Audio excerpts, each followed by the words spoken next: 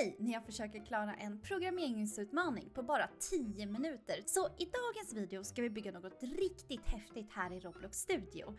Nämligen en slumpmässig teleportplatta. Så går du på den teleporteras du till ett helt random ställe i världen. Coolt va? Glöm inte också att prenumerera på kanalen, gilla videon och håll utkik efter små inlägg jag lägger upp här på YouTube. Där du kan få vara med och bestämma vad jag ska bygga i framtiden. Okej, först så ska vi bygga själva plattan och några platser du kan teleporteras till. Vi ska börja med att vi ska skapa plattan. Så gå till Explorer, högerklicka på Workspace och välj Insert Object Part.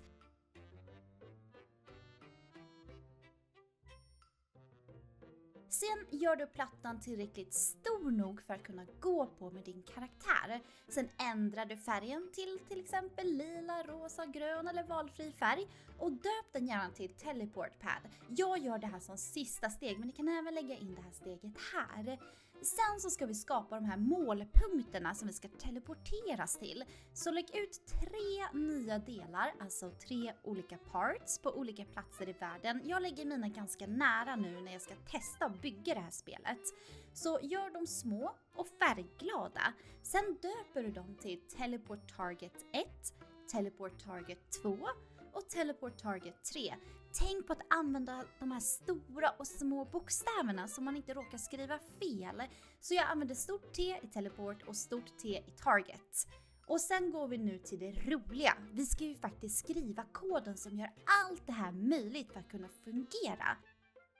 Så i den första kodraden så kommer vi börja säga local pads är lika med script.parent. Så här säger vi då att pad är objektet som detta skript sitter på. Så till exempel en platta som du kommer kliva på.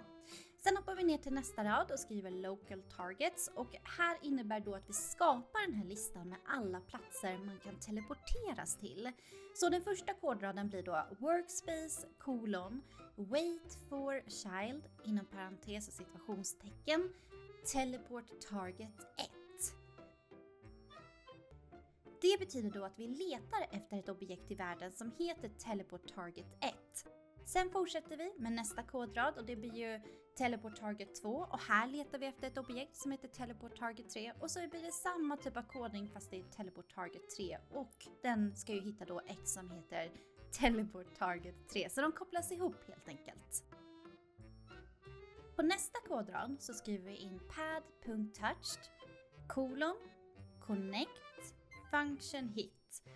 Och här säger vi när någon eller något nuddar plattan så ska vi local character är lika med hit parent. Så vi kollar vad som nuddade och hämtar dess förälder kan man väl säga, ofta hela spelkaraktären. Sen skriver vi in nästa rad, det är local humanoid som är lika med character. Find first child of class och så humanoid. Så vi letar efter en humanoid i karaktären för att se om det är en spelare då. If humanoid.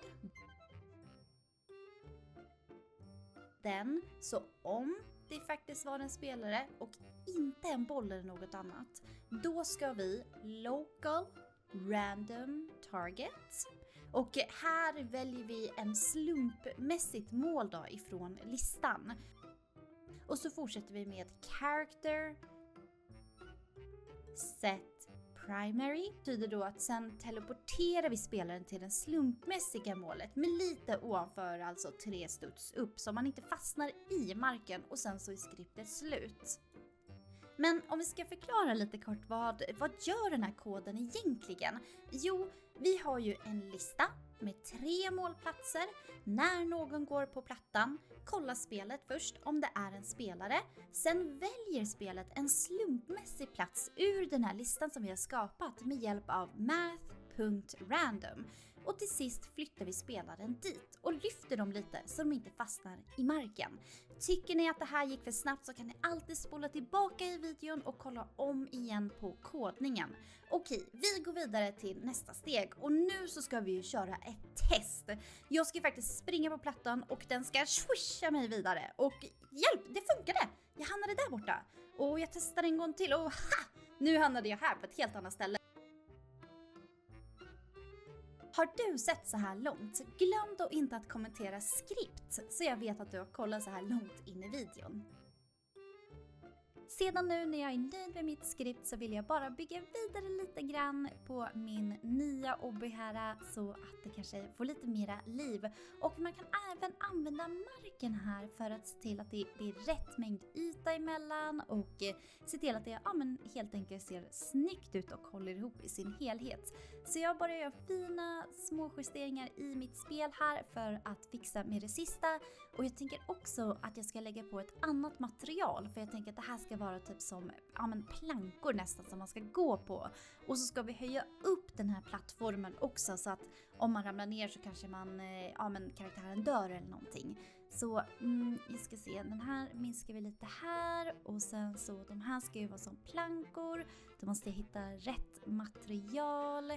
Den där skulle kunna funka men den där ser perfekt ut. Okej, så kör vi.